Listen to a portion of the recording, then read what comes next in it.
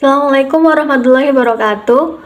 Perkenalkan, nama saya Seli Soliah dengan NIM 23060210015. Di sini saya akan menjelaskan tentang perubahan fisika dan kimia, dosen pengampu Feni Widianti, MPD.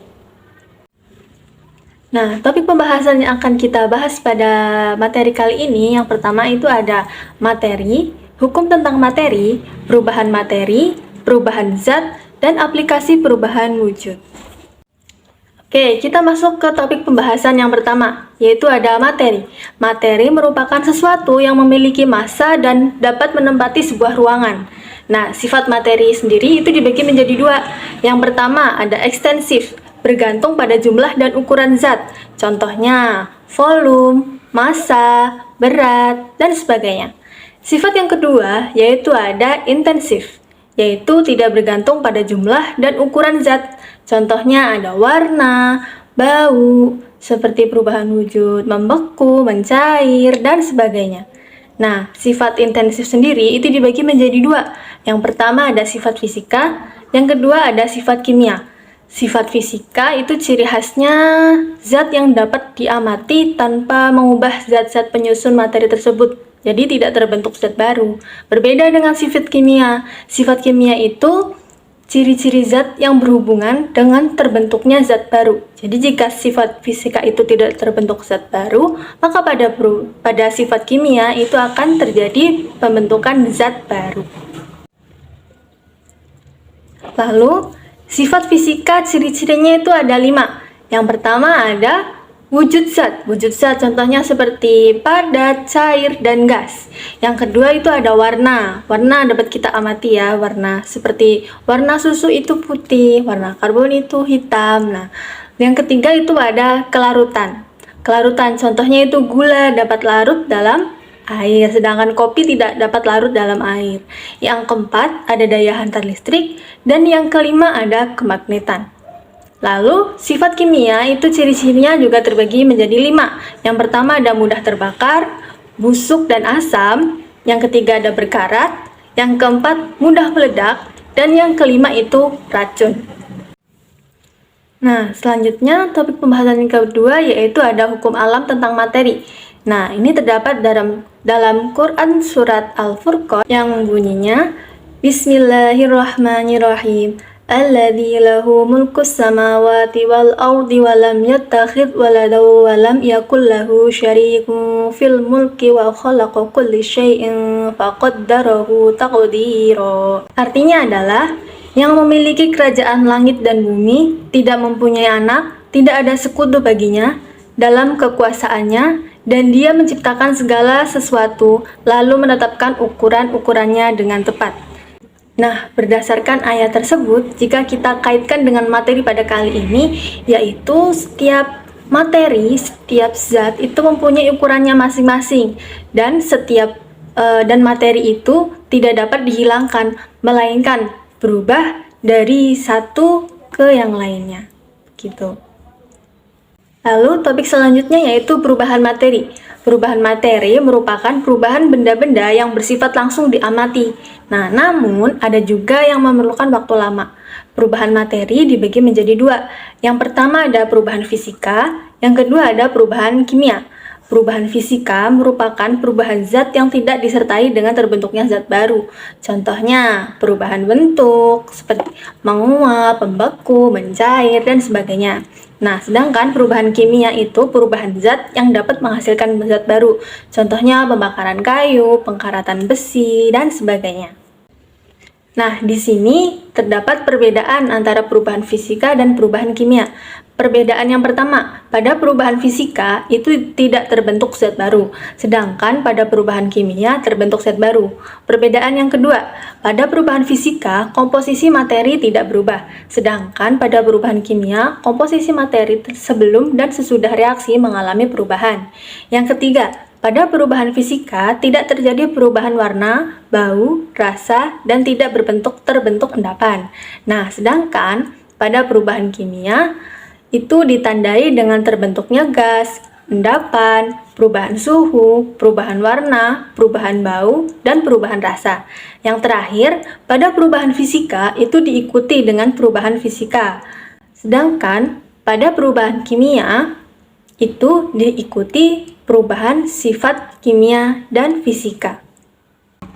Topik selanjutnya yaitu ada perubahan zat. Zat adalah semua jenis benda yang menempati ruang dan memiliki massa. Nah, zat menurut wujudnya itu dibagi menjadi 3. Yang pertama itu ada zat padat, zat cair, dan zat gas. Ciri-ciri dari zat padat yaitu memiliki bentuk yang tetap, memiliki volume yang tetap, susunan partikel zat padat letaknya teratur dan berdekatan. Lalu pada ikatan partikel zat padat itu sangat kuat. Dan yang terakhir, tidak mengikuti bentuk tempatnya. Jadi ketika zat padat ditempatkan dimanapun, bentuknya itu akan tetap sama. Selanjutnya ada ciri-ciri dari zat cair. Yang pertama itu bentuknya berubah-ubah, volumenya tetap, mengikuti bentuk wadahnya, pada ikatan antar partikelnya lemah, dan pada susunan partikelnya kurang teratur dan renggang. Selanjutnya ada ciri-ciri zat gas. Yang pertama, memiliki bentuk yang berubah-ubah. Kedua, memiliki volume yang berubah-ubah. Yang ketiga, pada susunan partikelnya letaknya tidak teratur dan berjauhan. Yang keempat, pada ikatan partikel zat itu sangat lemah. Yang kelima, mengikuti bentuk tempatnya. Nah, topik yang selanjutnya yaitu ada perubahan wujud zat. Perubahan wujud zat itu dibagi menjadi 2. Yaitu ada perubahan fisika dan perubahan kimia. Nah, seperti yang sudah kita ketahui, jika wujud dari zat itu dibagi menjadi 3. Yang pertama padat, cair, dan gas. 3 wujud zat tersebut juga dapat berubah. Perubahan wujud terjadi karena menerima atau melepas kalor. Nah, apa sih kalor? Kalor adalah energi panas yang dapat diterima dan diteruskan oleh suatu benda ke benda lainnya. Nah, perubahan wujud pada perubahan fisika adalah peristiwa yang menyebabkan zat, benda, atau materinya bisa kembali ke sifat aslinya, seperti sebelum terjadi perubahan. Contohnya, air dapat dipadatkan dengan cara dibekukan, lalu bisa dibuat cair kembali dengan cara dilelehkan atau dicairkan. Nah, sedangkan pada perubahan wujud pada perubahan kimia, itu bentuk perubahan pada suatu zat atau bentuk yang menghasilkan zat baru dan tidak dapat dikembalikan ke bentuk semula. Contohnya, kayu yang dibakar akan menjadi abu, dan abu tidak dapat kembali menjadi kayu lagi. Nah, di sini ada 6 perubahan wujud. Yang pertama, jika dari padat menuju ke cair, maka itu mencair. Lalu dari cair ke gas, itu namanya menguap. Dari gas menuju kristal, itu namanya mengkristal. Nah, sedangkan jika dari cair menuju padat, itu namanya membeku, dan dari padat menjadi gas, itu namanya menyublim. Dan yang terakhir, jika dari gas menjadi cair, itu namanya mengembun. Selanjutnya ada aplikasi perubahan wujud dalam kehidupan sehari-hari. Yang pertama ada pembuatan garam dari air laut. Jadi air laut itu kan awalnya berbentuk cair, lalu diubah menjadi garam yang berbentuk padat. Yang kedua ada pembuatan pengharum ruangan dan kapur barus. Ini juga menggunakan prinsip perubahan wujud. Contohnya dari padat menuju gas, seperti itu. Yang ketiga, ada industri minyak bumi. Biasanya minyak bumi itu berawal dari sebuah padatan, diubah menjadi cair atau gas, seperti itu. Yang keempat, ada industri gula pasir. Gula pasir kan biasanya berasal dari tebu, air tebu, yaitu berbentuk cair, diubah menjadi gula pasir yang berbentuk padatan. Yang kelima, yang terakhir, ada hasil fermentasi susu. Nah, di sini biasanya seperti keju, yogurt, itu menggunakan fermentasi. Nah, selanjutnya ada miskonsepsi. Beberapa miskonsepsi yang sering ditemukan adalah yang pertama, pelarutan garam sebagai perubahan fisika. Nah, itu salah. Yang betul adalah pelarutan garam merupakan perubahan kimia. Kenapa sih? Nah, karena garam itu ketika dilarutkan dalam air yang polar, maka akan terbentuk ion. Nah, sedangkan garam itu kan dari NaCl. Ketika dilarutkan menjadi Na+ dan Cl-, maka itu termasuk dalam perubahan kimia.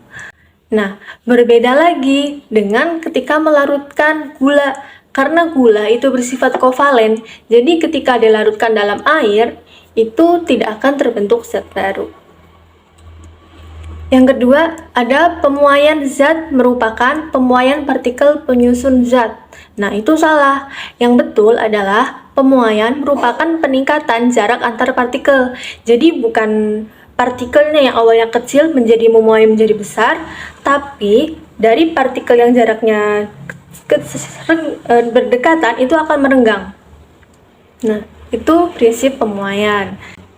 Nah, yang ketiga, ada telur yang direbus merupakan perubahan fisika. Itu salah. Yang benar adalah telur yang direbus merupakan perubahan kimia. Karena panas yang diserap oleh telur itu akan mengubah molekul-molekul dalam telur secara permanen. Selanjutnya ada glosarium. Yang pertama itu ada materi. Materi itu merupakan sesuatu yang memiliki massa dan dapat menempati ruang. Nah, yang kedua itu ada partikel. Partikel merupakan bagian paling kecil dari suatu materi yang masih memiliki sifat dari materi itu. Dan yang ketiga ada zat. Zat itu benda yang menempati ruang dan memiliki massa. Nah, materi yang saya jelaskan tadi bersumber dari buku berjudul Integrasi Keislaman Kapita Selekta IPA yang ditulis oleh Ibu Muslimah Susilayati, Ibu Feni Widianti, dan Ibu Anggun Zuhaida pada tahun 2024.